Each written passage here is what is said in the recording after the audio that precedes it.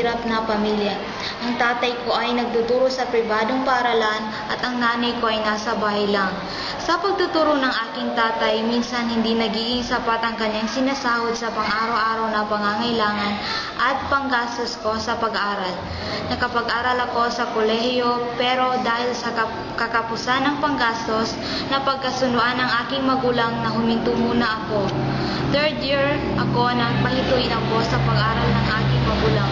Sobra akong nalungkot sa nangyari dahil sa kagustuhan kong makapag-aral para hindi masayang ang panahon na dapat sana panahon na pagpatuloy ng pag-aaral sa kolehiyo, humanap ako ng paraan.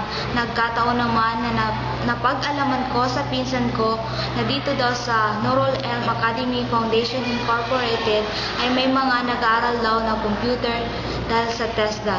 Kaya sobrang saya ko na mapag-alaman ko. Agad-agad kong ibinalita sa mga magulang ko at makapagpaalam na rin. Hindi naman ako pinigilan ng aking magulang, kundi sinuportahan pa nila ako.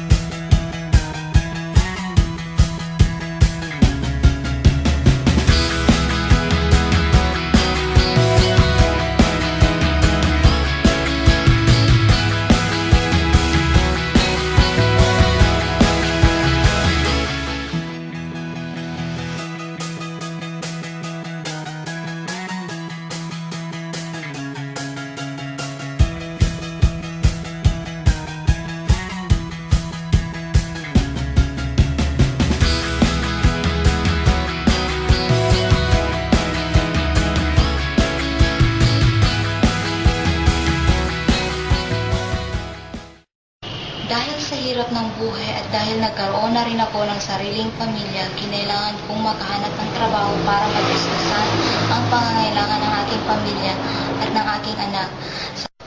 Dahil sa TESDA at tiyaga ay nakahanap na rin ako ng trabaho sa ngayon. Dahil sa tulong ng TESDA, sa Western Union na ako nagtatrabaho bilang isang teller.